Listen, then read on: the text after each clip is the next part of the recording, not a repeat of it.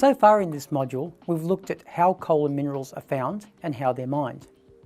In this topic, we will look at the next step in the process, that is, upgrading the mined material to increase the concentration of the valuable component before it is then transported to the customer.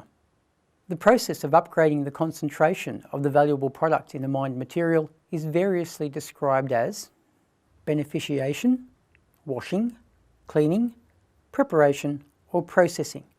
In this topic, we focus on the beneficiation of coal.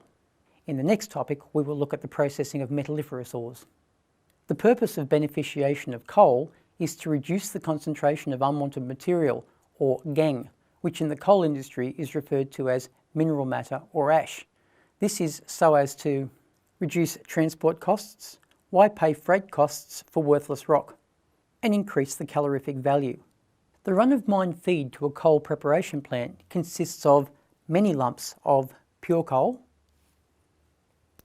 some lumps of pure mineral matter or gangue, and some composite or so-called middling particles which consist of some coal and bands of mineral matter.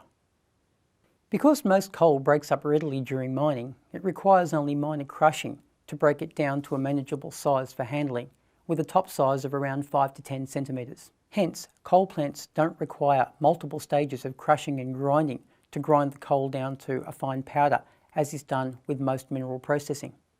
Instead, coal plants screen and classify the run-of-mine feed into a series of size fractions referred to as coarse, small, fine and ultrafine.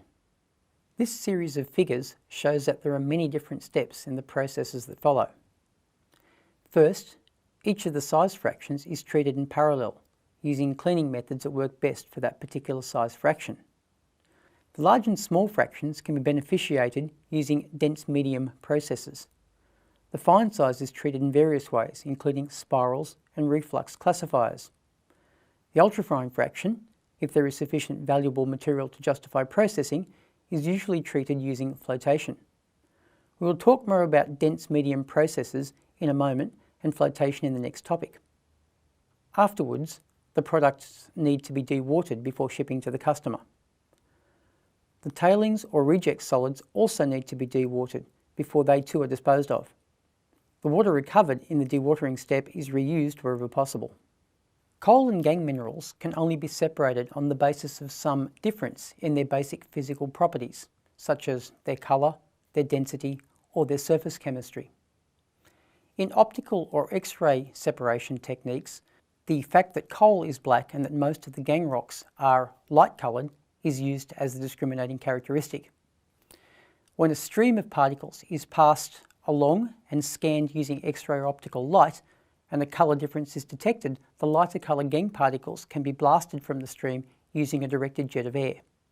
Density or gravity-based separation techniques utilise the fact that coal has a density of about 1.2 times that of water, but the common gangue rock minerals have a density of between 2.4 and 2.6 times that of water, and so this difference in density can be used in gravity separation techniques. Flotation is a technique that uses differences in a particle's surface chemistry. It works particularly well on the ultrafine fraction of coal, but we'll talk about this in the next topic with metalliferous ores. There are a wide variety of industrial processes that seek to separate particles on the basis of differences in their density. For two particles of the same size, a particle with higher density will settle faster than a particle with lower density. Another way to separate coal from its gangue minerals is to use dense-medium separation. The principle of dense-medium separation relies on the fact that coal particles have a density of around 1.2 times that of water, but the gangue that it's associated with has a density of around 2.6 times that of water. So what that means is if we can find a fluid with a density somewhere between 1.2 and 2.6 times that of water, and if we can then suspend coal and gangue particles in that fluid, the coal particles at 1.2 times that of water will float to the surface, and the gangue particles at 2.6 times that of water will sink to the bottom. Such fluids exist, but they are expensive. The mining industry has come up with a novel way of creating a fluid of the required density by employing a suspension of fine magnetite particles in water. The jar beside me contains a layer of fine magnetite particles. around 100 microns in size, sitting at the bottom of a layer of water. If you look inside the jar, you will actually see that there are two dice sitting on the surface of the magnetite. These two dice in fact have a density about the same as coal, about 1.2 times that of water, which is why they've sunk to the bottom of the layer of water. Why have I used dice? Well, I could put two particles of coal in there, but because coal particles are black, they'd be very hard to see amongst the black magnetite. So let's imagine for this experiment that the dice are particles of coal. So if they take the jar and shake it up to form a suspension with the fine magnetite particles, the suspension will have a density of about 1.9 times that of water. That means that the dice, or the coal, with a density of 1.2 times that of water will float on the top, and any gangue minerals with a density of 2.6 times that of water would sink to the bottom. Let's give the jar a shake and see what happens.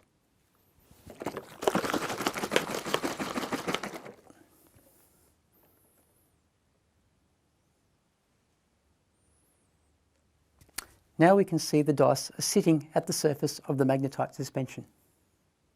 In this topic, I introduced you to the purpose and philosophy of coal beneficiation. There are many more clever and complex processes to separate coal from its gangue, and probably the most important of those is that of flotation. But we'll talk about that in the next topic when we look at the way we separate metal ores from their gangue.